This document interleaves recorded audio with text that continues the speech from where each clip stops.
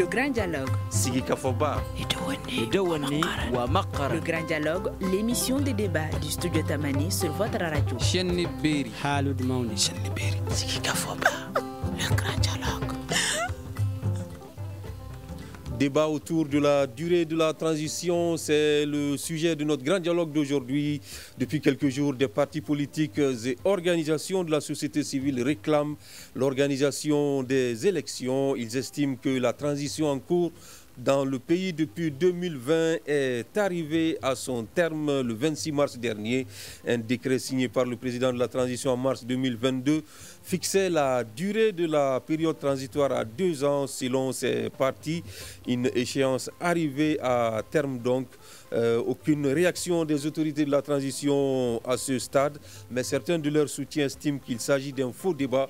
Ce décret ne tiendrait plus depuis la révision de la charte de la transition, disent-ils. Nos invités pour en parler aujourd'hui sont au nombre de 3. Sékou Niamé Bathily, il est porte-parole du Rassemblement pour le Mali, l'ancien parti au pouvoir. Également avec nous au téléphone Nouhoum Togo de l'USR. L'USR, c'est l'Union pour la sauvegarde de la République.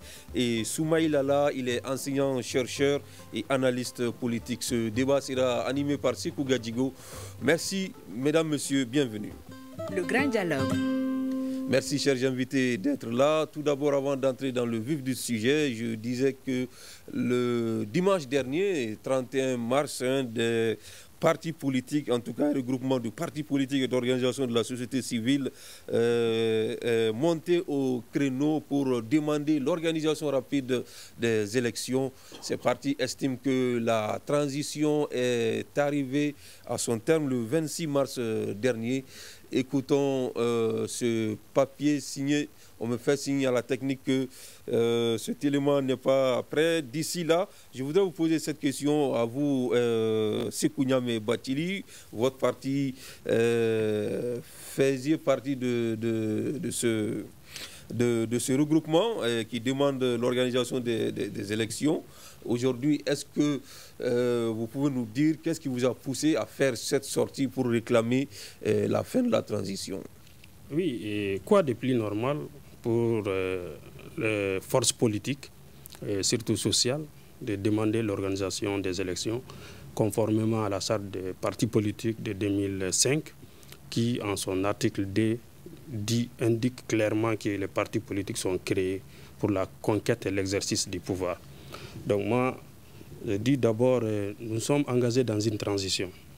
Et moi, mon parti, le Rassemblement pour le Mali, nous avons fait un communiqué. D'ailleurs, l'un des premiers communiqués qui a été fait par rapport à la fin juridique de la transition. Alors, la transition dans notre pays est là depuis le 18 octobre 2020. Une première période de phase de transition de 18 mois, une année et demie, a été donnée par les autorités à la faveur des concertations nationales en début vers août septembre 2020. Et à la fin de ces 18 mois, les autorités n'ont pas pu tenir leur engagement, même s'il y a eu entre-temps une rectification et le vice-président de la transition est devenu président de la transition. Et lors de sa prestation de serment, son investiture, il s'est engagé à respecter cette durée de transition.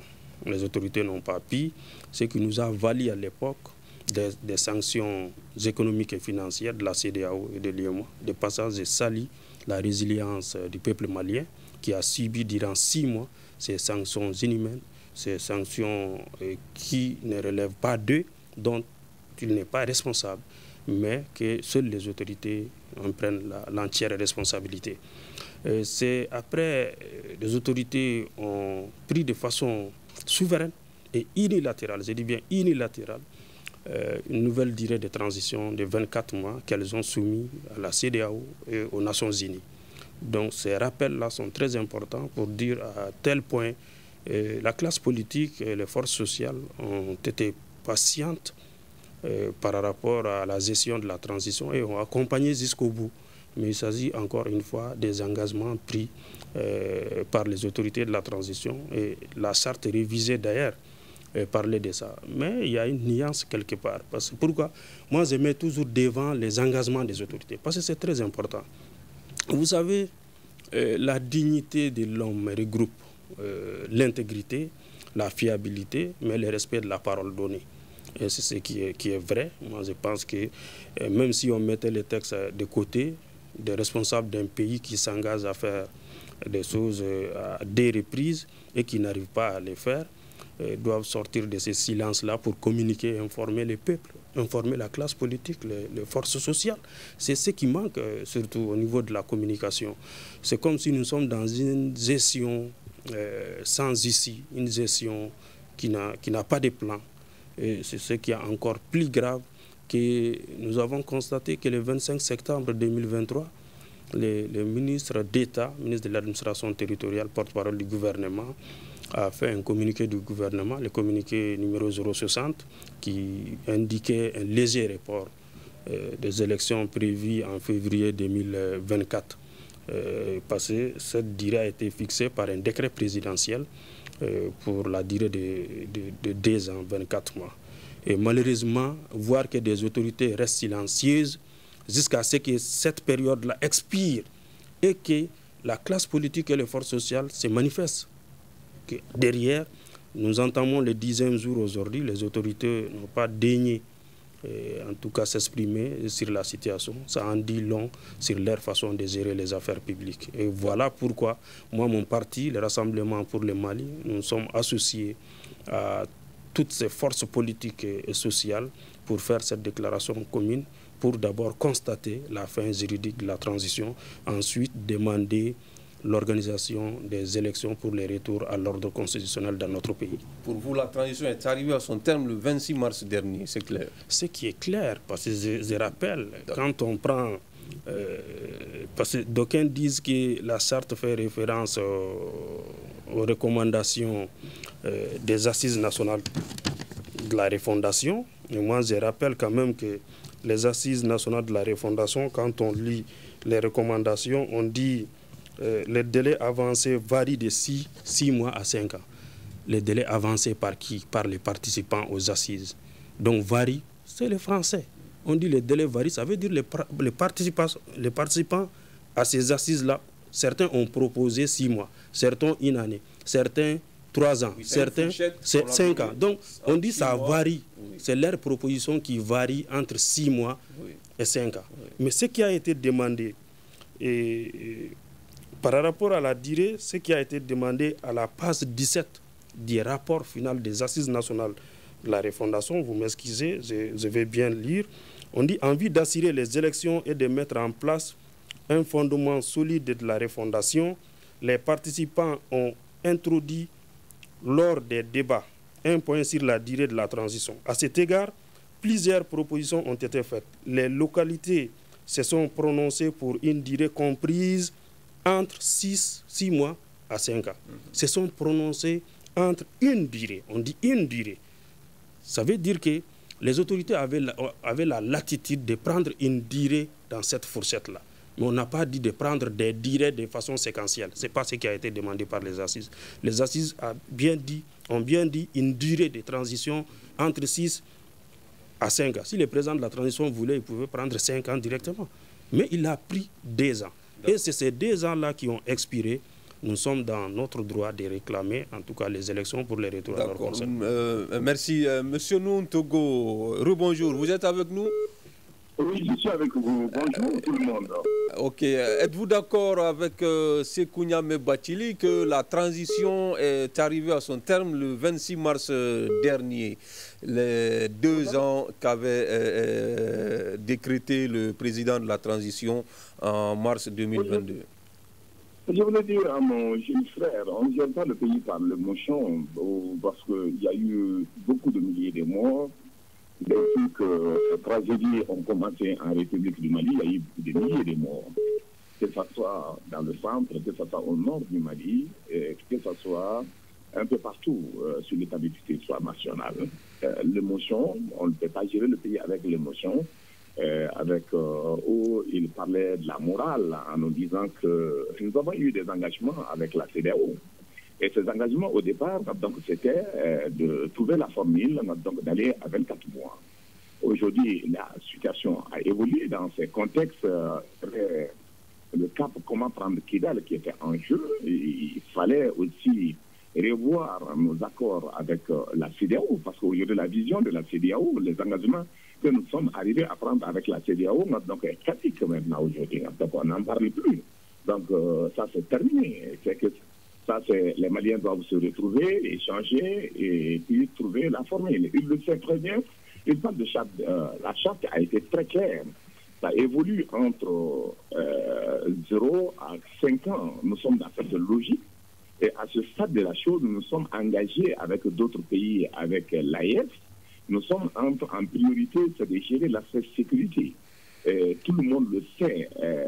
Les difficultés que nous avons eues pour que le Mali soit, donc que le Mali reste jusqu'à présent, c'est l'aspect sécuritaire que eux-mêmes au pouvoir en son temps, ils n'ont pas su gérer parce que c'est eux qui étaient au pouvoir. Donc le pays a tangué. Et je me souviens, en son temps, on a même parlé du problème du centre, de faire extrêmement attention. Nous avons, avec les représentants des Nations Unies ici, discuté avec eux à l'hôtel Salam. En son temps, ils étaient présidents de la République. Nous avons dit de faire extrêmement attention parce que le centre peut avoir, donc la crise peut métamorphoser sur le centre et donc il y aura des difficultés. Ils ont dit en son temps qu'ils maîtrisent et qu'ils gèrent la situation, qu'il n'y aura pas, donc la crise ne va pas se prolonger donc, sur le reste de l'étendue du territoire national. Avant leur chute, le pays était carrément occupé par les terroristes. Il faut trouver la solution. Depuis 5 ans, Kidal n'était pas dans les jurons de la République. Il fallait reconquérir Kidal, il fallait travailler pour avoir des dispositifs sécuritaires. Et en son temps, c'était très clair. L'ordre du jour n'était pas allé vers l'organisation des élections. Vous avez même remarqué, les partis politiques n'étaient pas impliqués dans la gestion du pouvoir en son temps, parce que la maison brûlait, il fallait trouver la formule, donc comment éteindre les incendies, c'est ce qui s'est passé. Oui, mais aujourd'hui, Monsieur Togo, excusez-moi, est-ce que vous êtes d'accord, je reviens sur ma question, est-ce que vous êtes d'accord que la durée de la transition, en tout cas, était de 2 ans à partir du décret signé par le président de la transition en 2020. Avec la CEDEAO. Pour nous, aujourd'hui, ça c'est caduc. Nous référons sur la charte qui gère aujourd'hui la situation. Ok, donc ce décret est caduc. Donc vous vous référez à la charte maintenant. Oui.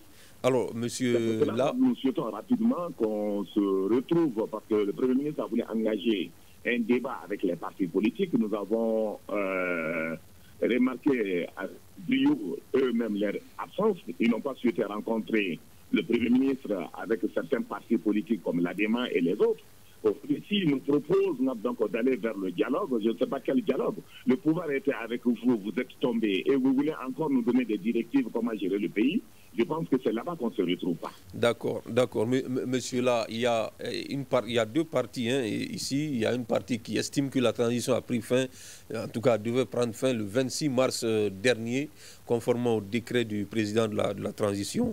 Et il y a l'autre partie qui dit que ce décret ne tient plus puisque la charte de la transition a été révisée et un article de cette charte dit que le président, en tout cas la transition prendra fin par l'élection du président de la République. Alors comment vous analysez ces deux positions?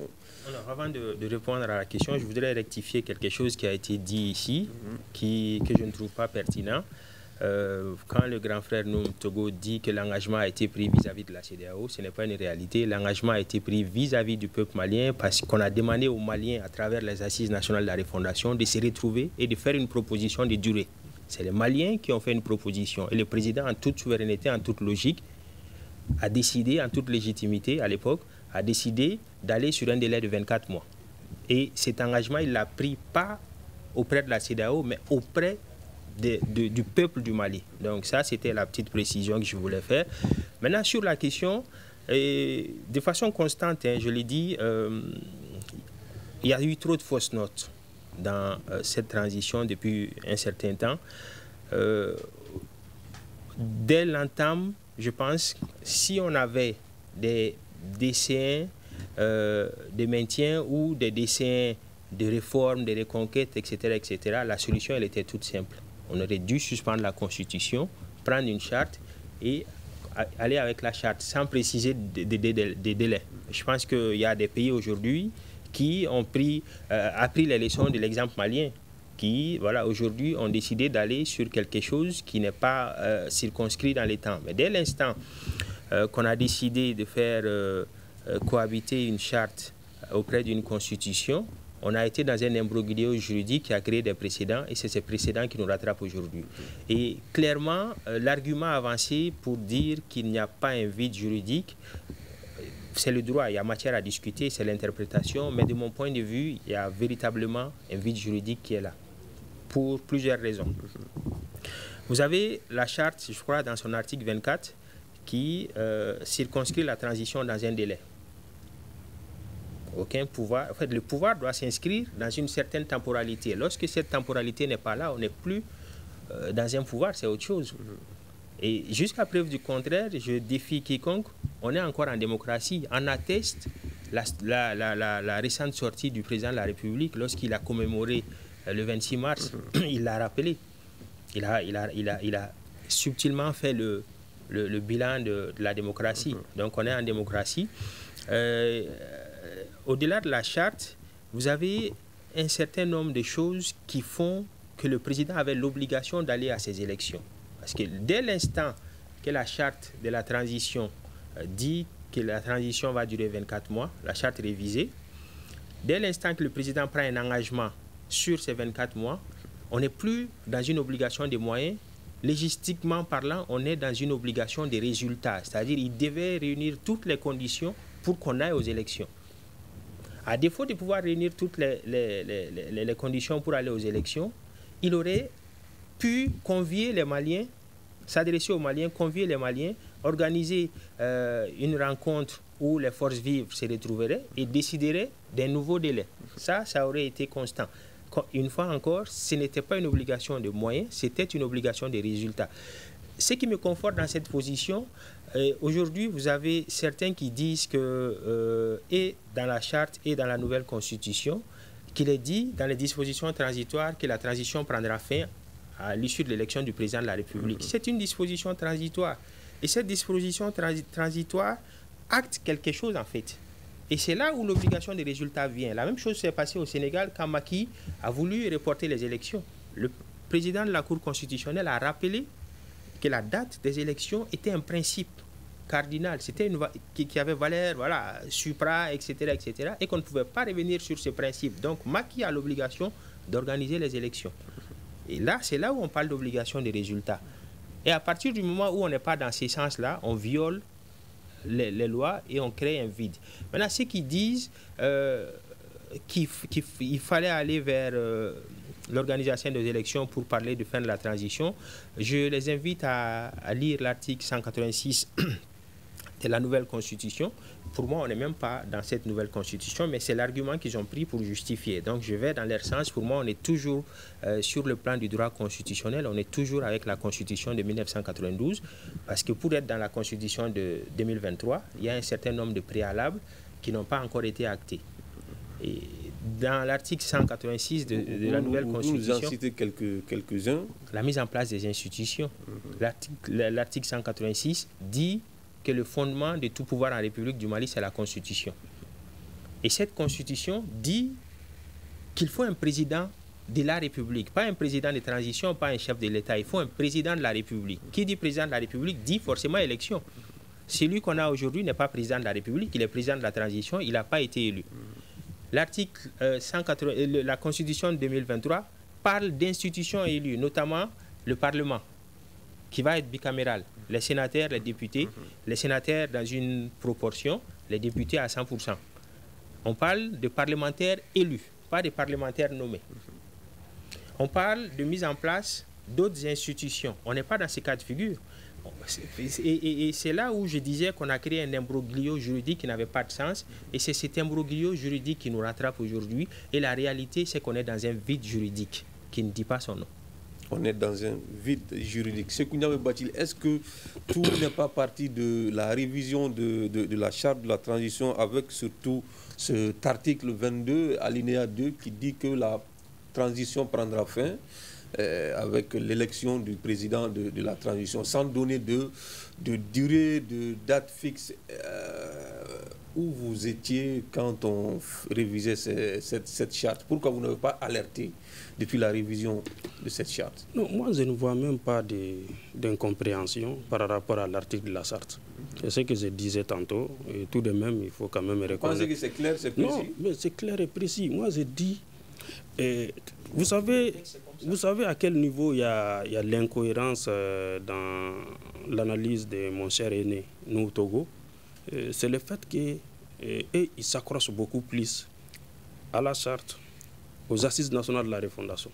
Mais je rappelle à mon cher aîné, parce que les assises nationales de la refondation, parlons-en, 95% des localités aux assises nationales de la refondation ont demandé la révision des avantages des hauts cadres et une harmonisation des rémunérations. Oui. Est-ce que cela a été fait? Maintenant, si on veut faire en tout cas le bilan des recommandations des assises... Non, il ne s'agit pas de faire le bilan, mais il s'agit de rappeler à ceux qui s'accrochent obligatoirement aux recommandations des assises nationales, parce que la charte révisée parle de la durée de la transition conformément aux recommandations des assises. Or, les recommandations des assises, moi je l'ai rappelé ici, à parler d'une fourchette de 6 mois à 5 ans. Donc le président a pris 2 ans. Il pouvait prendre 5 ans. Il ne l'a pas fait. Il a pris 2 ans. Maintenant, là où je peux en venir encore, c'est le fait que cela parle d'obligation des résultats et non d'obligation des moyens. Oui, je suis tout à fait d'accord avec lui, sauf que nous sommes en face de personnes qui ne comprennent pas ça. Et si d'aventure vous demandez à un enseignant de premier cycle ou de second cycle de faire une opération chirurgicale dans un hôpital, mais c'est clair qu'il va échouer. Nous sommes en face des gens qui ne sont pas juristes, qui n'ont pas étudié de droit, mais qui se font connaisseurs des droits, qui essayent d'interpréter les lois de la République, la Constitution. Or, c'est réservé à un certain nombre de cadres. Et c'est ce qui est le problème au Mali. Chacun parle de tout et essaye d'interpréter à sa guise. Et je rappelle quand même que quand mon cher aîné nous Togo parle d'émotion, moi je n'ai jamais été émotif. Pas au point de descendre dans la rue et de réclamer ou d'exiger la démission d'un président démocratiquement élu. Je ne l'ai pas fait. L'émotion, c'est quand on prend la rue contre les lois de la République. L'émotion, c'est quand on se range du côté de ceux qui ont pris les armes pour déposer un président démocratiquement élu. L'émotion, c'est de pactiser avec des gens qui ont fait un putsch. C'est ça la réalité. L'émotion, c'est ça. Moi, je ne suis pas émotif. Donc, je crois bien que mon cher aîné doit comprendre ça. D'accord. C'est cela l'émotion. Mais quand nous, Togo dit il y a l'insécurité, il y a le fait que le Mali soit engagé dans l'AES, tout ceci, vous savez, c'est des arguments aujourd'hui qu'on ne peut pas respecter. C'est des arguments qui ne tiennent pas. Vous savez pourquoi? Vous savez, on a critiqué Alpha Condé d'avoir tenté un 3e mandat et de le faire. On a critiqué Alassane Ouattara ici d'avoir fait un 3e mandat. Vous pensez que ces gens n'ont pas d'arguments valables pour faire ce 3e mandat? Mais ils ont des arguments. Mais nous savons très bien que ce n'est pas juste. Dans notre démocratie, nous voulons un système qui permette, qui favorise l'alternance. C'est ce qu'on a réclamé. Et je cite le ministre d'État lorsqu'il a dit que faire un 3e mandat, c'est comme si on essayait de se dribbler soi-même tout en gardant les ballons. Mais de prolongation en prolongation, dans une transition aussi, c'est se dribbler soi-même tout en gardant les ballons, c'est pareil. Moi, je ne vois pas de différence entre une prolongation indéterminée et un 3e mandat, je ne vois pas de différence. Les autres avaient des arguments pour prolonger et pour faire des 3e mandats. Et je sais que si nos autorités veulent avoir des arguments, ils auront des arguments. Mais parlons du communiqué. Parce que les soutiens aux autorités comme nous, Togo, sont prêts à défendre vaille que vaille, à tout prix, même s'il faut nier l'évidence. Mais on ne peut pas être plus royaliste que les rois. Les autorités elles-mêmes ont dit quoi dans le communiqué numéro 060? Elles ont avancé 3 raisons. 3 raisons. Et parmi ces 3 raisons, je vais citer les 3 raisons. Les autorités ont d'abord parlé de la prise en compte. La prise en compte des nouvelles dispositions constitutionnelles dans la loi électorale. 1. De 2, les autorités ont parlé aussi de la prise en compte par l'AIS des résultats de la révision des listes électorales. 3. Les autorités ont parlé des difficultés de gestion de la base des données RAVEC qui avait été prise en otage par l'entreprise IDEMIA. Voilà les 3 raisons qu'elles ont avancées pour faire les légers reports. Donc comment nous, Togo, peut s'arroger ses droits d'être pris ou à la liste que le Oura en avançant les aspects sécuritaires que les autorités elles-mêmes n'ont pas avancés. On parle chaque jour de la montée en puissance de l'armée. Les autorités, c'est dans ces contextes, elles ont pu organiser les référendums constitutionnels au Mali le 18 juin 2023. C'était devant nous tous. Donc on ne peut plus avancer des aspects sécuritaires pour dire qu'on va prolonger encore une fois la transition. Et je rappelle que les 3 raisons avancées par les autorités, parlons de la prise en compte des dispositions constitutionnelles par rapport à la loi électorale. Mais nous sommes avril, c'est la session d'avril au CNT, mais prendre en charge ces dispositions-là dans la loi électorale, ce n'est qu'une session. Bien vrai qu'on pouvait le faire même avant aujourd'hui si on était de bonne foi, parce qu'on pouvait convoquer au niveau du CNT une session extraordinaire. On l'a vu par le passé dans cette même transition que ça a été fait à plusieurs reprises. Ça, c'est un. Deuxième raison qu'elles ont avancée, la révision des listes électorales, la prise en charge des nouveaux majeurs dans le fichier électoral. L'AIS, lors de son point de presse d'octobre 2023, l'a indiqué. En mois de janvier, février, déjà, c'est fini. En 2024, nous sommes avril. Donc, ça veut dire qu'on a fini avec ça. Par rapport aux données biométriques prises en otage par l'entreprise IDEMA, l'entreprise française. Mais les autorités elles-mêmes ont décoré ici des personnalités qui ont récupéré les données et qui ont créé Malikoura Biométrie. Donc, nous pouvons dire que les raisons avancées pour les légers retards ont toutes été levées. Il n'y a plus aucun obstacle à l'organisation des élections. En tout cas, moi, je ne vais pas me créer des raisons que les autorités elles-mêmes n'ont pas dit. C'est qu'elles ont avancé, les 3 raisons ont toutes été levées. Donc, je pense aujourd'hui qu'on n'a pas d'obstacle devant nous pour aller vers l'organisation des élections au Mali. Noum Togo, notre analyste juriste le disait à l'instant que nous sommes dans un vide juridique. Est-ce que vous êtes d'accord avec cela? En tant que juriste, je le concède.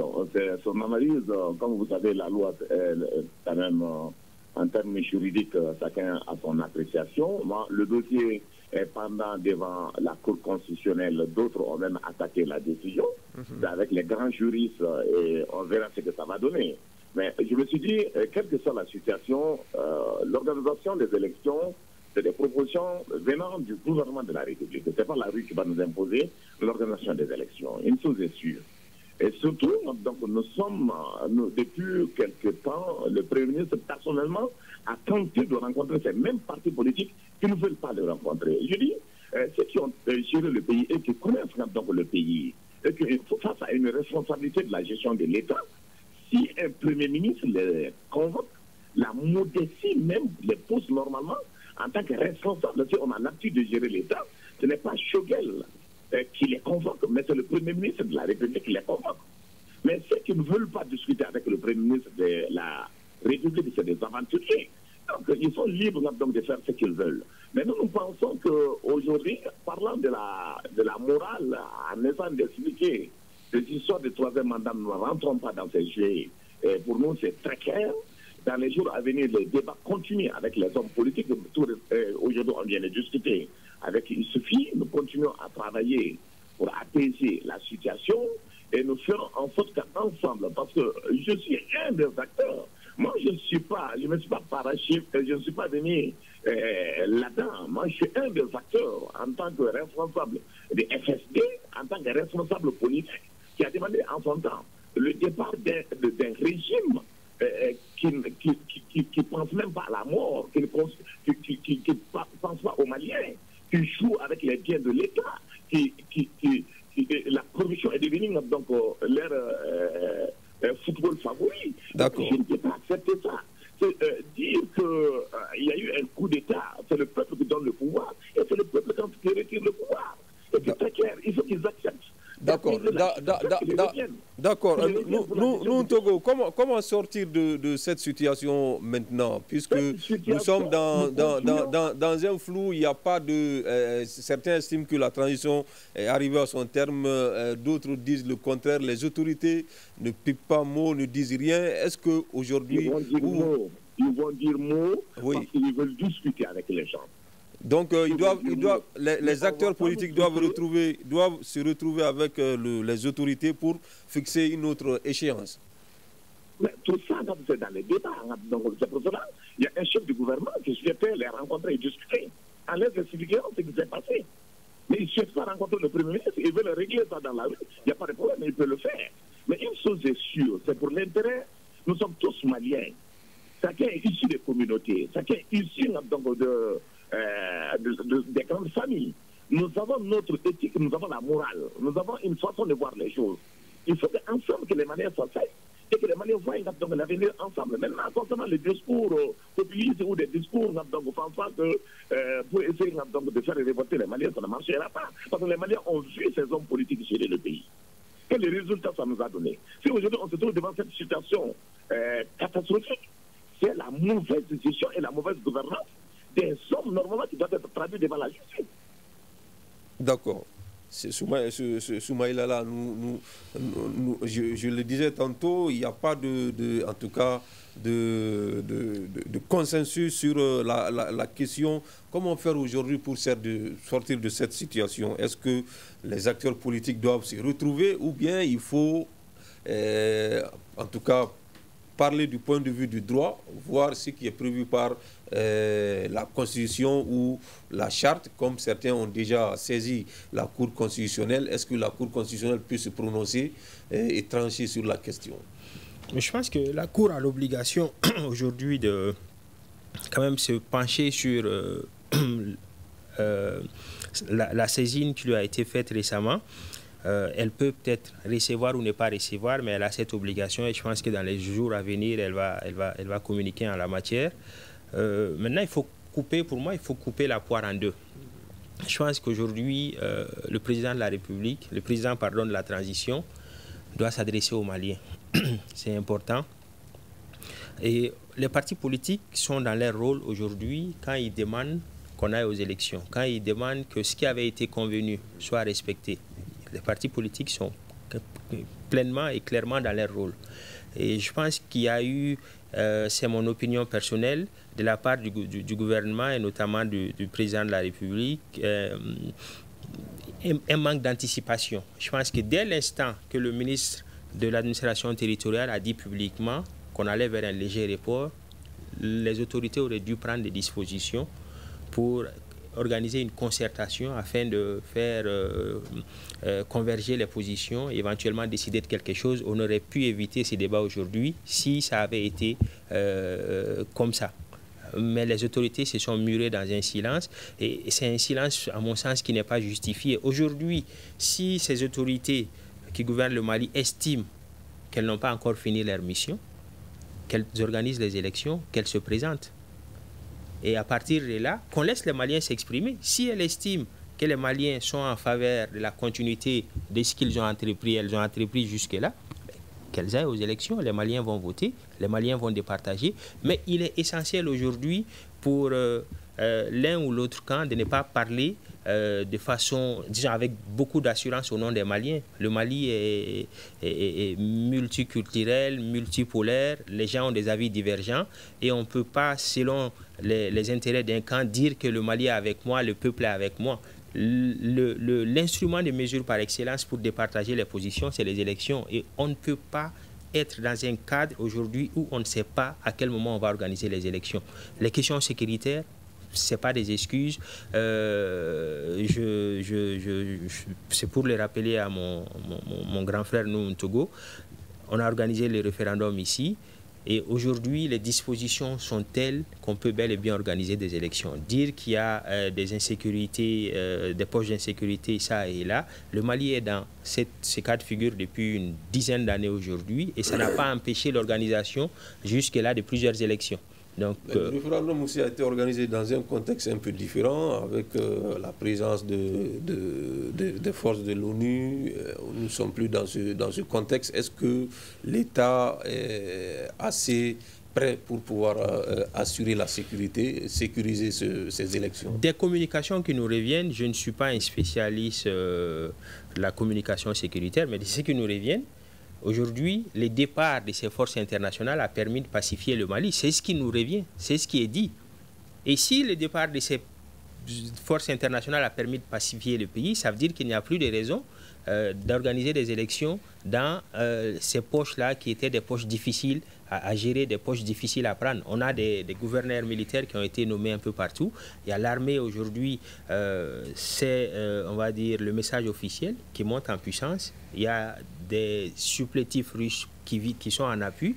Autant de mécanismes qui font que sur beaucoup de pans du territoire, on a dit que la sécurité est revenue. Donc si on s'y fie à ces discours officiels, la raison sécuritaire ne tient pas. La raison sécuritaire ne tient pas. Maintenant, par rapport à la question de l'inclusivité, je pense que les autorités s'y sont pris mal. Il fallait aller vers ça dès l'annonce du report des élections. Et le Premier ministre, aujourd'hui, quand il décide de rencontrer la classe politique, moi, personnellement, je me pose des questions. Je me pose des questions pour plusieurs raisons. Première raison, déjà, les partis politiques ont estimé que les premières convocations n'étaient pas conformes à l'usage. Le cabinet s'est juste confondu en communiqué et le Premier ministre lui-même l'a reconnu. On ne peut pas, pendant 2 ans, snober la classe politique et, à un moment donné, parce qu'on veut aller vers quelque chose, faire appel à cette même classe politique qu'on a vouée aux gémonies, qu'on a jetée en pâture. Il n'y a pas de logique. La logique voudrait que cette classe politique décline l'invitation.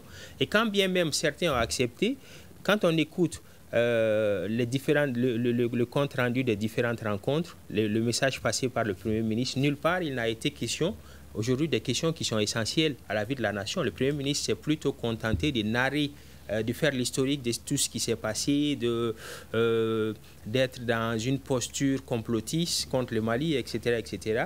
Et ça, ce n'est pas le message qu'il fallait passer. Les partis politiques avaient besoin d'entendre un certain nombre de choses, les retours à l'ordre constitutionnel, la gestion de la question énergétique, etc. etc. Si, je suis convaincu que si ces questions avaient été portées à l'ordre du jour, beaucoup de partis auraient répondu à son invitation. Vous pensez aujourd'hui que le Mali peut aller aux élections alors que le pays s'est engagé dans des chantiers, sinon sur des fronts comme la sortie de la CEDEAO, son engagement au sein de l'AES?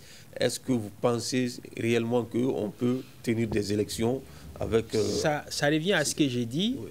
Si les autorités actuelles estiment qu'elles n'ont pas fini leur mission, qu'elles organisent des concertations, elles estiment pleinement aujourd'hui que les Maliens sont avec eux, que les Maliens décident que ces autorités puissent porter leur candidature, qu'on aille aux élections, qu'on sorte en fait de ces vides, de ces incertitudes et qu'on aille vers quelque chose qui est circonscrite dans le temps. Ça, c'est extrêmement important. Et le fait de ne pas vouloir aller aux élections conforte la thèse de ceux qui disent que la sortie de la CEDEAO, la création de l'AES, partent du postulat que les autorités actuelles ne veulent plus quitter le pouvoir.